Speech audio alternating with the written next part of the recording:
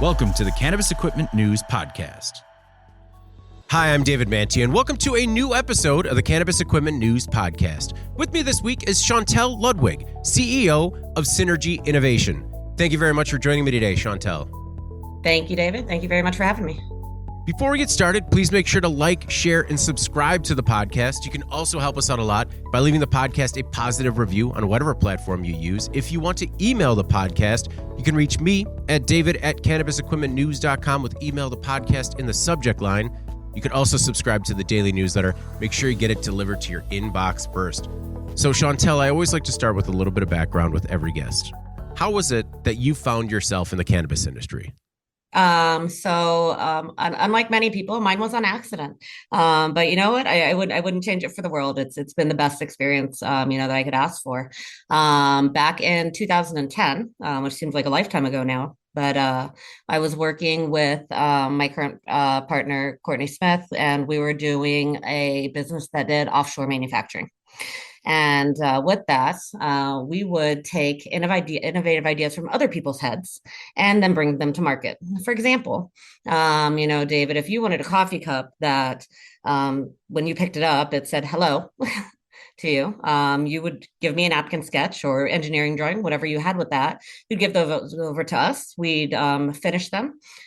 We'd give you the sketches back. We'd make prototypes, go all the way into production with this, with manufacturing partners that we had, and then bring it full cycle with logistics support back to your doorstep.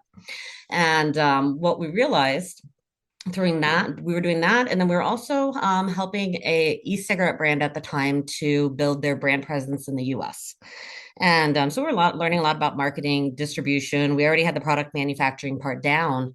And for this specific manufacturer, we were walking a trade show. We were at a Champs trade show and trying to figure out, hey, how do we expand this e-cigarette business that none of us were really passionate about? It was just, we were learning how to do marketing and distribution.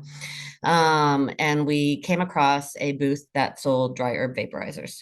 Now, back in 2010, cannabis was still pretty, stigmatized. Nobody wanted to say I worked for a cannabis company, but we both thought that this technology was super cool. You could heat up cannabinoids to a certain temperature and then avoid getting the, carcinogens. So we're like, man, these products are really cool, but they were really ugly and not very functional. I think that there was the vape here, which kind of looked a little bit phallic at the time. And then there was another one, the Iolite, that was butane powered. So it could potentially explode in your pocket, right? And so we took a look at that, and the light bulb kind of went out of, wow, we built all of these systems and processes for other people, and we're building products for other people when we can build our own products for ourselves. So I think that lifelong culmination of things we were doing for other people kind of came full circle. And now we got to build our own products that were in our head that we could do better. And so we found a way to solve problems, bring better products to market. And in 2011, we launched Da Vinci Vaporizer and came out with our first product. Well, I guess if you look at the competitive landscape, and one's a phallus and another's a potential explosive device in your pocket, that's not that bad in terms of competition. It wasn't. So we hit it out of the park. We found that, hey, if we can make something that's battery operated and can fit in your pocket, we'd probably have a winner here. So, we took the chance and went all in with it and we picked up distribution, honed our marketing skills, got immediate, pretty much like worldwide acceptance to it. And, sometimes I'm like, hey, we did something really cool and we just had the right market timing. And we've been going strong since 2011. How did you get into the design, engineering, and manufacturing initially? So as I said, we were doing this. So we were doing it with a sourcing company and just really doing it for other people. And so we weren't necessarily doing a lot of the design work ourselves, but outsourcing it to other people. So when we did start actually making our own products, internally, then of course we had to, hire designers, CAD people, engineers, the whole nine yards. So now we have our own staff. But I think for Courtney, not necessarily myself, I'm not an engineer by trade by any means. It is not my forte. But he's always been I guess, a tinker and always wanted to build things. I remember one day he was trying to build an Earth rover in the back of the office because he was convinced that he could make an inflatable car. And you know what? We did build it, but because of all of the regulation around it, it just never came to market. So what was it like being on the other side? Because I understand, you're very familiar with helping everybody get things designed, manufactured, and delivered, figuring out logistics. But when you're your own client and you see it from that different perspective, did you run into any potential pitfalls, challenges along the way? I mean, absolutely, 100%. You don't know what you don't know. And especially when you're building at the time small vaporizers. I mean, we're building a small little box that gets up to 450 degrees in your pocket. So there's a lot of mistakes that we made. Thank God we didn't go to market with them. But we had to learn about insulation, and we had to learn about thermodynamics and heat radiation. And so things that maybe should have taken 1 year took us like 5. And so I just learn as you go. Where was your R&D? So did you have a team of engineers that basically said, hey, we have the first prototype, it blew up, sorry? So that's a really good question. Our R&D has scaled and changed over the years. So initially, we were working, as I said, with an e-cigarette manufacturer, and we brought the idea to him. And so e-cigarettes and dry herb vaporizers, they're very, very different, but they're very, very the same. You're still making something that gets something else hot. And so, sent them some prototypes, tried to see, hey, how is this technology working? And then how can we get it better? So initially, we were working with overseas engineers that were there at the factory. What they ended up coming back to us was something that looked very Chinese. Like we looked at this, I'm like, we can't go to market with this. Like this isn't going to work. I mean, we ended up, gosh, I wish I had it, but we called it the yellow phone. It looked like a, I don't know, 1980s car case phone that you would have put in a car. And Yeah. we're like, yeah, that's not what we had in mind. So we ended up refining it, a lot of sweat and tears and napkin sketches at that point to get that first product out. But after the second product is when we started bringing on our US designers and US engineers, because it was too painful. And at some point you have to sleep, to working late nights, with these engineers, and then still running the entire side of the business. Plus just not really ever getting what you need from an design aesthetic point of view. So we still have, we've since moved out of that manufacturer, and now we have our own. So we have our own engineers, both overseas, but then we also have them in our US office. Okay. I'm glad you clarified, because I definitely wanted to know what a too Chinese design looked like. Is They that what tend to you be a little bit bulky. They don't really have a lot of ID aesthetic to it. They're usually overcomplicated with too many buttons, bad UI UX. And so, yeah, it takes a lot of refinement. when did you realize, because everyone with an aha moment and a napkin sketch and a great idea thinks they have the next best thing. When did you realize that you guys had a hit? Kind of like when we come to any product on the market, we always start our R&D process, or, coming up with a new product of which problem do I solve? And how do I differentiate? So those are your two guiding questions, I think, for any product developer. And if you can hit both of those questions, and you actually have concrete answer to those of how do I differentiate and what problem do I solve, you have a larger possibility of success.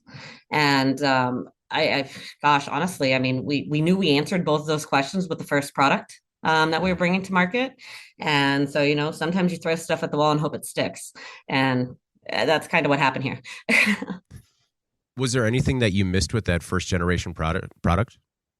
Um, what did we miss there? I think that for where we were in the technology space, I think that we did okay.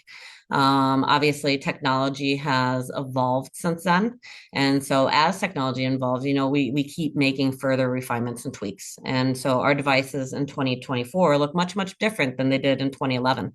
Now we learned more about what consumers really want. We were really, really heavily involved in a lot of like direct to consumer communication, and even when is geeky as being a lot of different like vaporizer forums. And I think some people don't use customers enough, just be like, well, what do you want us to build? And so we did. And, we do raffles and prizes for best ideas and so forth. And so we took a lot of that customer feedback, and we continue now to do that today and to just build that into the devices. So, like things that we missed right off the bat, that we've incorporated now are things like, hey, they want removable batteries. So, after the lithium ion dies, it's not just an expensive paperweight. They really have purity in mind. So, like we didn't necessarily know about like isolating the air paths from the vaporization path, which is something that is core to our ethos build now, something that we would never imagine doing. We missed the devices got really hot, so we didn't know about using aerogel for insulation because we didn't know aerogel existed. Um, and so it's a lot of learning. Okay. What was that first brand? Has it always been Da Vinci, or Mhm. was it so it's always been Da Vinci? Yep. It's always been Da Vinci, and it's just, I mean, it kind of like, look, if you look at like the first iPhone, I Yeah. saw an iPhone 5 the other day, and then compared to what they can do now, they just keep doing, different releases. Now, granted, we try to do a little bit more than just a camera upgrade, on our release, and not do it every fall, because that would get really expensive. But yeah, it's always been Da Vinci. And then when did Ice come into the fold? So Ice came into the fold. So Ice has actually been its own brand since 2013, and they've always been doing FDA medical or yeah, FDA food grade platinum cured silicone. Both of these brands, however, were acquired by another company back in 2021. Things didn't work out exactly as we planned, I think on our side and on their side. And so we ended up taking the brands back to the founders. Sometimes consolidation isn't always a better thing, and they should be under the founders. And we took them back this May. And so Da Vinci and Ice joined forces underneath the Synergy brand banner. And so now we're under one happy home. So more on that. So it was 2021. Was it Mhm. Green Lane Holdings? They Correct. acquired Da Vinci for a deal that was reportedly worth $20 million. And then in 2024, Synergy bought it back. So what happened? So I think there was a lot of things. So initially, when we sold to Greenland Holdings, the intention from myself and Cord is, we wanted the brand to be in a place where it could thrive and grow. Like we were bouncing between this 10 to $20 million revenue piece for, the past 10 years. And we just couldn't get over the hump. And whether we needed to take on smart money, VC, whatever, we're like, let's put it into a behemoth at the time, in the space's hands, and let's see this brand flourish. They have sales, they have distribution, they have marketing, they have a customer service team, everything that we thought that we needed at the time, and then we of course stayed on as well in order to help that brand get over the hump. But this is a case necessarily where consolidation didn't meet vision. I think that everybody wants to say that they want to be a house of brands, but in this case, I think that there was a issue with transitioning from being a distributor of third party brands to being a house of brands, where in which case you'd focus on your own brand, like your owned brands. And so while the vision was there, the execution wasn't. And then there was just a couple of other things. I think there was a Cushco merger, acquisition that was happening at the same time. So we came on, Ace came on, Cushco came on, ERP systems broke, COVID happened. I mean, it just everything kind of imploded in itself. So I don't think it was necessarily anybody's fault of their own. It was just a lot of different things that happened at the same time. So brand sales went down for both of the brands because we couldn't operate properly. And so when we had the opportunity to take them back, you don't get many second chances. And so we weren't looking in the gift horse in the mouth, and jumped on it. And it happened to be, Ice was kind of let free, as was Da Vinci at the time. And so we jumped up the opportunity to take two powerhouses back in two totally different verticals, and bring them together. So now we get to be like Richard Branson.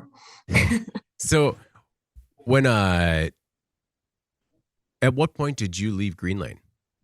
So we left Green Lane in May of 2024. Oh, okay. And when did you realize that, did you realize right out of the gate, like, oh, this might not be as good of a fit as we thought, or did it take some time? I think it took some time. I mean, we saw some warning signs right out of the gate, just because of how the operation system kind of itself was imploding within that organization. And but you always hope that you bring in better people and they're able to salvage, and we can do kind of like a big turnaround on everything. And it was definitely everybody's intention. We put everything that we had into making it salvageable and turning it around. But at the end of the day, fast forward a few years later, it was just never really able to be resolved fast enough. And then there still just wasn't really that vision of bringing the brands to the forefront. And so we kind of started really seeing it unfold, I'd say, at the end of 2023. What were those warning signs? What was imploding? Well, I mean, at the end of the day, when you can't ship product and you're billing your customers 37 times, um, That's an implosion. Yeah. those are some problems. And so yeah, I mean that was kind of just the start of it. And then the inability from a cash flow perspective to get additional funding, to buy inventory, to put money towards marketing in order to see those brands grow. I mean, you can't grow if you can't supply. So what do you do when M&A goes bad, especially when you're still so close to it that you basically see your baby being sabotaged? What do you do? I mean, you do the best that you can, because at that time, you're part of that organization. So it's your job in order to, stand up and try to still take that baby and help it to fly and to rise.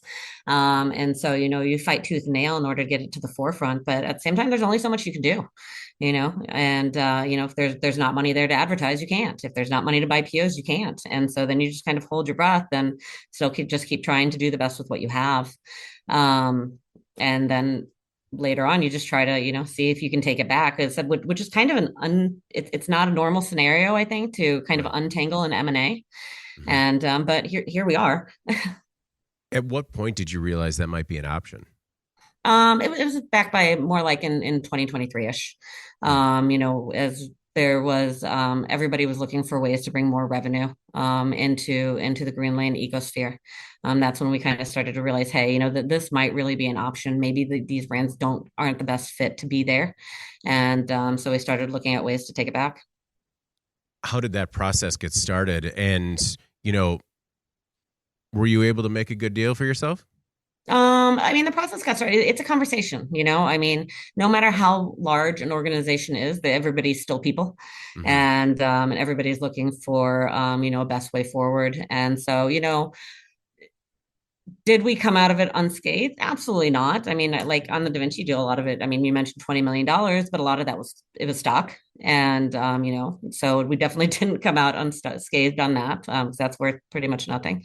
And then, so, yeah, I think that we did okay. We still ended up with a little bit of upside from the initial deal and took some inventory back. But we've had to put a lot into it to rebuild those brands in terms of we haven't even really started to do the initial marketing investment. But I think that we focused a lot right now on repairing both the end consumer perception of the brand, which kind of got tarnished along the way. And then also on the B2B side of, ensuring them that we'd have adequate inventory, because we lost a lot of shelf space by not having that inventory. And it's really hard to get back. So we've been really focused on those two things. And then we'll turn on that marketing faucet. So this is a subject that's actually really close to my heart, because I had the exact same thing happen to me in the publishing industry, where you create and grow this incredible brand, and then via acquisition or leadership changes, you just see, and to me, it's always when you see leadership make decisions that just make no sense. And it's just and when they go to describe it to you, you're like, you heard the same words, right? That doesn't make sense in terms of the business model that this operates in. And then we also had the ability to buy those brands back. But man, it's so hard when you have ridden that roller coaster, and then essentially you're starting at the exact same spot again, just trying to bring it back to life. I think we're starting in a worse spot than we were when we gave everything over. It was all polished and buttoned up and beautiful, and our customers didn't hate our guts. Yeah. Oh no, I mean at the very beginning when you're just starting the brand. Oh yeah. Yeah. No, absolutely. It's not where we expected to be. I think I had kind of mentioned that Courtney, he loves to build different things. And so I think it was everybody's intention to, go jump into different businesses and go build different passion projects. And so it's definitely not where we expected to be. But at the same time, you don't usually get these second chances. And we're still super passionate about what we do and, building, clean tech and bringing innovative products to market. So, it was too good of a deal to pass up to get the second chance to be able to rebuild and repair those brands. But yeah, no, definitely, it's a labor of love. What are you doing to get that shelf space back? So on the ice side of things, it's been a lot easier. Mm. They were stocked out probably for about a year on a lot of those core SKUs.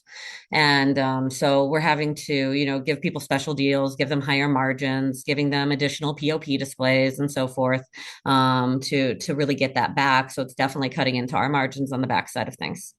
But they seem because that brand, luckily both brands actually have a decent name and a foothold in the market that it's easier than coming in with no name of a brand, right? A Hmm. lot of I'm sorry's. Yeah. On the Da Vinci side of things, it's been a lot harder. We've noticed in the past like 2 years that dry herb vaporizer sales in general just have fallen off. Even if look at because like Canopy Gross, obviously it's public, and the Stores and Bickle brand has even dropped off like 30-40% kind of year over year. And so it's been a little bit harder to get the Da Vinci side back up. So what we're continuing to do there is just putting the pedal to the metal, or yeah, pedal to the metal on the floor to build innovative products that are in different segments. Not that dry herb vaporization isn't always going to be the core ethos of what Da Vinci does, because we do it and we do it well. I think that we also just have to diversify in terms of what other kind of componentry that we're building, since consumer preference has changed. Yeah. What has caused that change in consumer preference when it comes to that type of consumption? Honestly, I don't necessarily agree with it, but it's convenience. 510 carts rule the market right now, and it's interesting because you look at it, and while people are really hot on healthy food, they're eating all organic food. They want things that are healthy and not processed. But when it comes to cannabis, they're like, I don't care what kind of oil or terpenes or any other byproducts are in that cart. Just give it to me because it's easy. Um, Maybe it's kind of like coffee. I don't know. But yeah, convenience is definitely, taken storm here. But the rest of the world is still, because they're always kind of a few years behind. Like Mm. the European, South American, Australian market is still super, super hot and heavy on dry herb vaporizers. And I'm hoping that, the US comes back to that as well, because and maybe I'm biased, like full flower vaporization is still going to be one of the most controllable, dosable, healthiest ways to consume cannabis. So, what other product categories are you looking at? So we did recently come out with a 510 card because we had to play the game. Yeah. But we made sure that we solved a problem with that, where we knew that there was a problem with heat.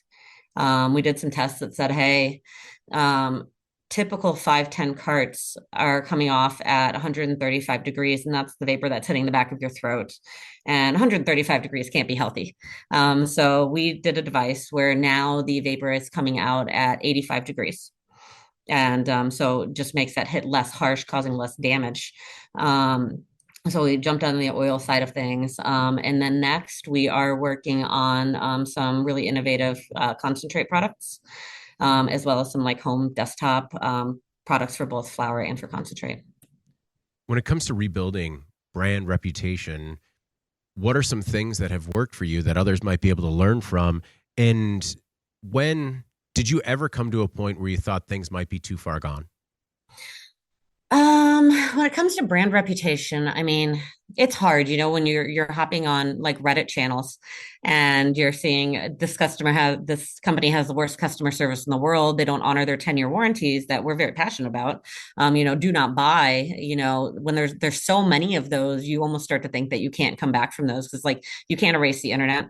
You can't reach out to those people and be like, hey, can you delete that? So, it's about being It's about being proactive. It's about being honest about where you're at. And then sometimes you just have to really hunt those people down and do personal outreach to them. And sometimes it comes from me, sometimes it comes from the product design team. Not just leaving everything to a customer service rep, who, might not be able to give those people the answers that they want. A lot of times they want to be heard. They want you to hear their problem and they want you to create a solution to it. And so we went and hunted a lot of these people down, especially the really angry ones. And just did personal outreach to them. And then for a lot of them, we ended up upgrading them devices. So if they bought a $99 device, I shipped them a $300 device. And so does it make everything better? No, but it's a start because we can only do so much. Well, but then you turn your harshest critics sometimes into a brand ambassador. That is usually the goal here. So at least they're uh, going to say, hey, they were really terrible 6 months ago, but I got a call from the CEO, and then she fixed it for me, and she gave me a $300 device. And it's an investment that's important, and also to turn them into a brand ambassador. But it's also important for me because a lot of these people are medical users, and so this is their daily driver. Like I don't want them to have to go and buy another device and spend the money because these aren't cheap. And so to let them know that we do stand behind our 10-year warranties or 5-year warranties, depending on which device they bought, and that they can have something reliable and that we're here if they need them. so do you have a little bit of internal conflict where, you get that you got to play that 510 device game, but for your medical users, you want to be like, hey, listen, this is actually a better solution to meet your needs? Um,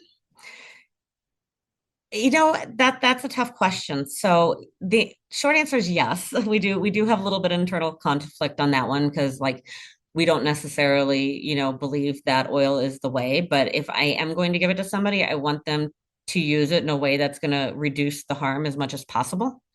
But at the same time, it's not our necessarily our job to change a consumer's mind about how they want to consume. But we can give them all the options and any kind of the education that they need in order to make that decision on themselves.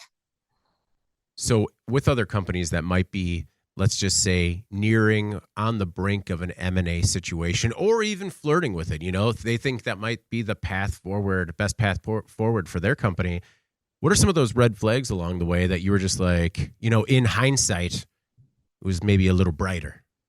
I make sure that the vision of the company is solid in the direction that you want to go, and then make sure that they actually have an executable plan to be able to manifest that vision. Right. Not just pipe dreams. So that'd be the first thing. Decide what you want. Like, are you really looking at this from an exit situation? Are you just really after a cash grab? Or are you there to make that brand flourish? Like, what are your goals in this M&A and acquisition piece? And ours was for the brand to flourish, right? Mm-hmm. And then I'd say, if they're publicly traded, obviously watch the stock price and see if there's any, flags there. Make sure that your deal is structured very well around those things, Mm-hmm. and then go for it. People always say that smart money is good money, Mm-hmm. and so I guess make sure that there's enough smart money to be able to execute the vision that you want for your M&A going forward. I feel like that's a difficult conversation to have, though, where basically the new boss is coming in and you're saying, okay, this all sounds good, but it also sounds like it might be a pipe dream. How can you kind of push the conversation to that level without collapsing the deal? Um, well, I said it depends on what you want out of the deal. If you're just looking for, a cash grab to exit, then it doesn't really matter, right? True. Oh, no. Um, Yeah.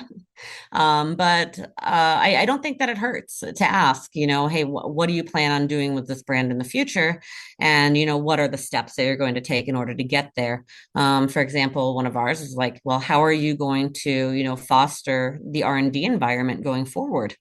And what we kind of came to a realization of is that if we weren't there, there was no R&D. So we'd never be able to leave the organization. And that's something that we really didn't realize in the beginning. Okay. Did you, was it a choice that you always wanted to stay with the brand, or was a potential exit an option for you as well? There was definitely a potential exit. So we were contracted to stay on for 2 years. Okay. And Okay. it was really to build the roadmap that we had already went in with when the acquisition happened. And Okay. for one reason or another, we were never able to manifest that roadmap. So we knew that if at the time we would have left, it would have just fallen flat. I wanted to talk a little bit more about your current engineering and manufacturing strategy. So, how do you lean on your teams of engineers, both stateside and abroad, with new product development? And then when it comes to manufacturing, you had mentioned how you previously used medical grade materials. I think it was called the Clean First Innovation. Yeah. So, have those strategies changed? What do they look like today?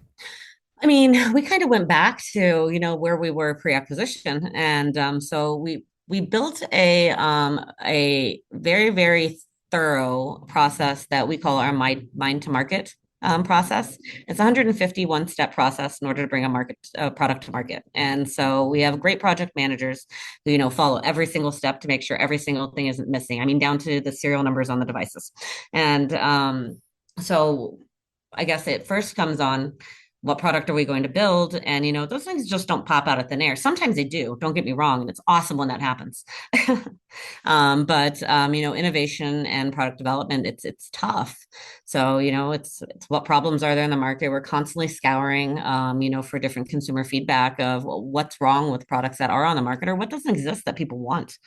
And so once we do find a solution to that, let's take when we like even the 510 device, it took us 5 years to launch a 510 device, which it shouldn't.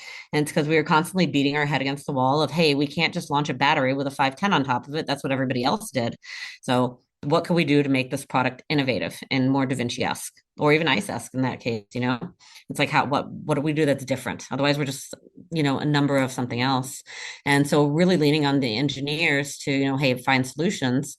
And sometimes it does come an aha moment. The 510, for example, the other partner was walking down the street with his father and he started coughing when he had a 510. And we're like, oh, it's heat. Cool. How do we solve for that? So, I mean, if we can find the problem, then we can always create engineering solutions around it. And Okay. so that's what happened. Then just kind of going at it again and again. And we always start the engineering on the US side because we can build the plumbing and the idea out better. And same with the ID, before we kick it over to our overseas partners who then are going to be able to say, hey, what's the manufacturability of this? And can we really pull this out of molds? And how much money is it going to cost to CNC these parts? And so that's kind of where it starts. Okay. And then when it comes to manufacturing, do you have oversight over manufacturing operations, or are you kind of setting the design and then trusting it to a contract manufacturer? No, absolutely not. So we learned a long time ago with that first ESIG deal that I had mentioned that the contract manufacturers are scary. And what ends up happening is that they either end up cutting corners on materials, even though we've specifically laid out different material requirements, or that your designs end up walking out the back door, and next thing your stuff is on sale on Alibaba.com. And then we had a massive issues with counterfeits in the beginning. And we got a lot of it taken down, but the damage was already done. So we ended up investing heavily because we did have a Chinese company already for the trade company. We were able to use that to invest to build our own manufacturing facility and then hire our own people. And that's really the only way that you can 100% make sure that you're using the quality of the materials, and we can have the inspections as much as we want, and our ideas don't walk out the back door, is by actually owning that manufacturing facility. And so maybe some people don't go to that lengths, but we definitely did. No, I think that's important. When did you realize you had a counterfeiting problem? Probably around 2014-ish, 2014, 2015. Our sales fell drastically, especially to these more third world markets, specifically like South America, even some of like the Eastern Bloc in Europe. And we're just like, what is going on? And so starting to, scour the internet, we started buying products from different online stores, specifically ones that they were just selling things too cheap, and it just didn't make sense. And I'm just like, sure, there's always been an issue with following map pricing, where somebody's running a e-com store out of their garage and they don't have a lot of overhead, so they're okay with 10% margins. That's not normally the case, so we just started buying them. And at the time, eBay was actually still allowed to sell vaporizers. And so we'd buy them, we check the serial numbers against things that we had produced. And that's when we realized we had a manufacturing and counterfeit issue. So when you bring that up to your manufacturing partner, what do they say? There's like they pretended that they had no idea what we were talking about, and um, and so it might have not been the manufacturing partner. To this day, we can't actually prove it. If things were just walking out the back door, I suspect that that's what was happening. But of course, they're like, no, no, no, that didn't happen. But it could have just been easily one of the engineers at the time walked off with all of the CAD design files and went to another manufacturer. So it's extremely hard to track down on the Chinese side of things. I mean, even like we have a lot of people in China, so we had them sitting there, we had them watching, we had them, doing research, trying to hunt it down, and it's just these pop up manufacturers. They move so much that it's pretty much impossible to track down. So that's when we made the decision that we'll just bring it in house. I want to revisit that 151 step process. So let's just really get into the weeds. What's step Okay. one? Let's go line by line. No, So I'm step curious. one. So funny story. Okay. We had to change the name of it to be more politically correct, but it's called DIB. What do you think Okay. DIB stands for? Dib? DIB, DIB. I don't know. What does it stand for? Anytime anybody has a good idea, we make them dib it first. And the politically correct term is draw it, buddy. Oh, okay. Okay. It's Oh, because gotcha. Okay. Gotcha. Is it buddy people that's come in like, different? hey, I want to build this thing that does it on the right side, it has an arm, and on the top, it gets hot, and on the bottom, it does this thing. And I'm like, just draw it, buddy. Okay. Okay. How did you come up with this process? Um, from going, I think we put this process in place. It took years, years, years, years to put this in place. Hmm. It was a combination of looking at what other product design companies did, and they usually have like a 7-step process to figuring out, hey, what's every single thing that we do that goes into a product that launches, and just listing them in chronological order.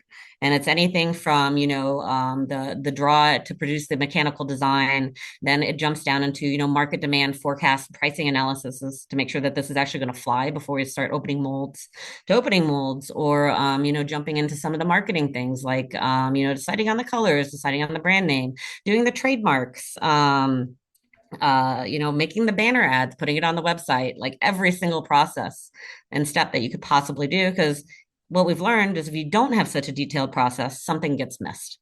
And then you're running at the 11th hour trying to figure out why you forgot to put the name of the product on the front of it. So in the clean, not so clean version of the draw it buddy, is it the buddy that's different? It's the buddy that's different.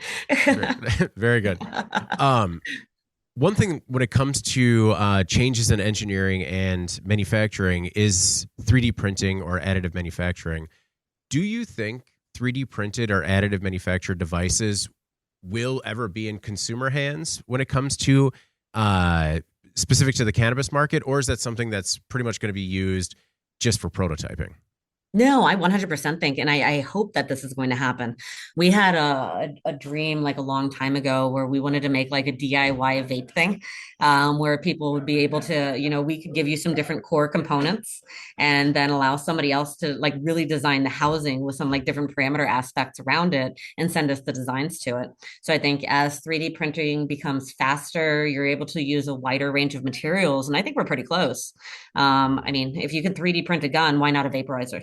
And I think that one day we'll be there. And, I hope that people can send us their own designs of exactly what they want. And we can kind of become this maker's market. I don't think everybody's going to do it because not everybody knows how to CAD or, really do those designs, but I think it'd be super cool.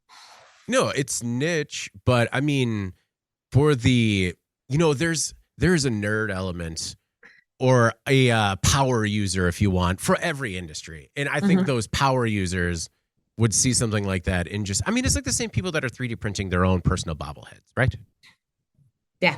100%. With this, it's just we're going to have some constraints around, obviously, like, I don't know, like on the ice side, I mean, around like airflow and like around heat exchange and same on the vaporizer side, right? Just because you don't design it doesn't mean we can do it because we have to make sure it doesn't blow up.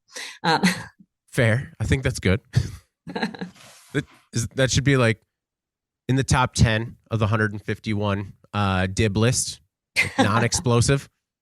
Yep. It all comes down to insulation, 100%. What is in your mind, what does the future hold for cannabis accessories? I think that they'll just become simpler to use and more convenient. You're seeing that now with everything, right? Everything's going to become more technologically driven. So, you'll have eventually a vaporizer that you can just say what you want it to do. And, it'll react and it'll be super simple, Hey, I have a Blue Dream strain in here. Set it to me for a temperature for relaxation. And that's something that we're working on as well. And then eventually AI will kick in. It'll know what you want. It'll be like, hey, it's 2 o'clock. You missed your session here. That's And I think that's on the technology side of things. And on the regulatory side of things, um, one of the worries, I guess, and concerns that I have, good or bad, would be that as we're looking at, deschedulizing cannabis, what's going to happen with the cannabis accessory market? So, are we going to have to get FDA approval on a medical device on all of these products? And looking at how they did it with like e-cig and PMTA, like that could get extremely expensive. And we're kind of already looped into that like sector, and have to jump through a lot of loopholes that it is. mhm. But gosh, if I have to get FDA approval on every single color of pipe that I want to do, that could definitely cause some issues. Do you feel like you have a bit of an inside track on that though, just because the manufacturing standards that you already hit? Yeah, 100%. Getting medical device certification is something that we've been looking at for years. And I mean, we just have to really, bite the bullet and make sure that all of our internal processes are up to 13485 spec, which they are. I just have to write the 450-page document that, gets approved that says that it is. And so I think that's the barrier to entry there. Um, there has been a little bit of talk in the industry about how so much has been concentrated from a consumer's perspective in terms of how potent is the strain, how potent is the product. Do you think there'll ever be a conversation about delivery mechanisms, consumption devices that are too potent for consumers? Oh, that's a good question. Like kind of maybe putting like a limiter on some things. I could see that. That maybe devices will have to put some kind of technology on there that limits consumption. Um, but at the same time, I mean, you don't see a shot glass limiting how much alcohol somebody can consume, right? Yeah, no, And you so got that like governor on the top of the bottle, but you yeah, but just you can just tip it over pour as it many again. times as you Yeah. want. Um, Yeah. so I think that could happen, but I think that'd be really far out, and then federal legalization will kind of pop in, and that stuff will go away. So it might be short lived. I think it'll be more concentrated on the actual like plant, because hey, is 99% THC too strong? Maybe. Um, With yeah, maybe. Um, with the release and the brands coming back into the fold with Synergy Innovation in July, I believe is when I saw the press release. It mentioned that you guys were getting the band back together. What was that like? Did anyone move on and wasn't able to come back into the fold? And is it kind of uh, back to the old way of doing things? Um, Actually, we've been extremely lucky that everybody was really, really excited that we were getting the band back together. So the original founders, so myself and Courtney on the Da Vinci side, and then Courtney or Charlie and Bruce on the ice side of things, like there was just that natural synergy. We worked really, really well together, and we all have different strengths, right? So there was just this natural synergy to bring the four of us together to really kick this company off, with everybody owning their part. And then we ended up bringing back some old employees, both on the ice and the Da Vinci side, from even as far as like 6, 8 years ago. And just be like, hey, we're doing this again. What you doing right now? And do you want to come back and help us build this? And everybody was really, really excited about it, because I don't know, maybe we're awesome to work for. Maybe maybe we paint a picture that everybody can get behind. But we ended up bringing back an old creative director. We brought back our old marketing director. Brought a lot back our engineers, and so like literally got the brand back together. And so super grateful for that and to have a really good team.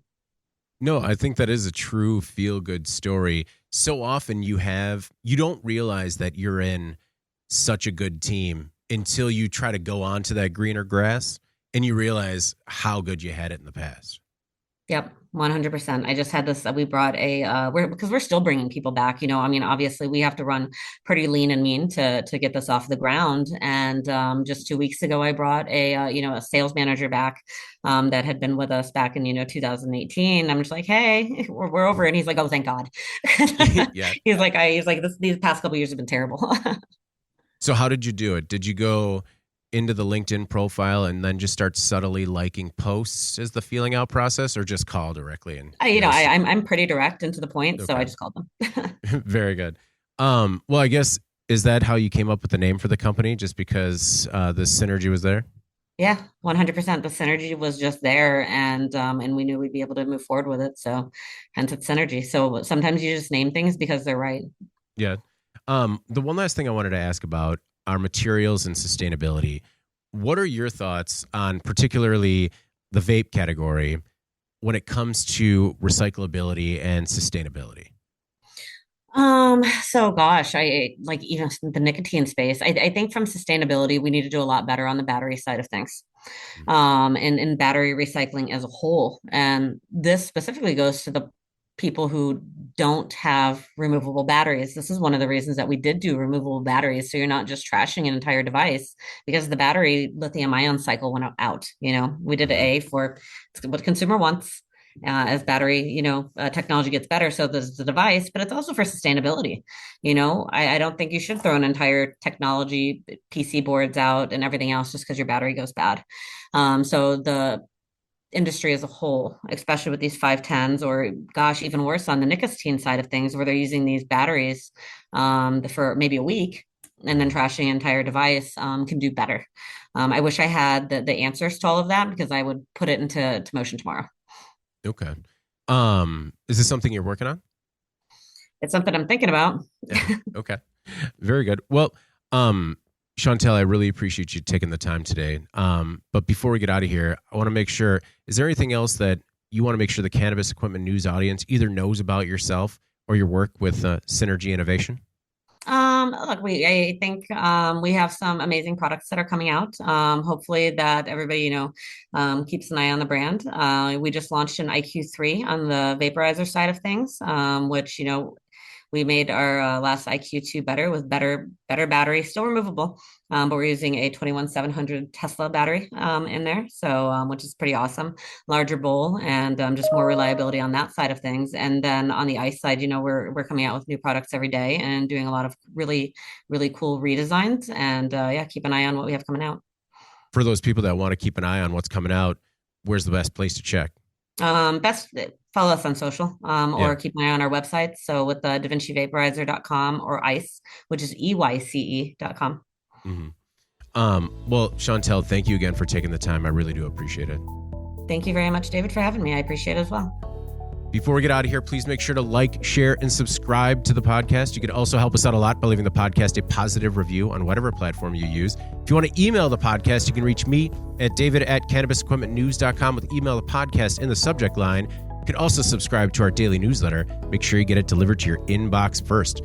For Shauntel Ludwig, CEO of Synergy Innovation, I'm David Manti. This is the Cannabis Equipment News Podcast, and we will see you next week.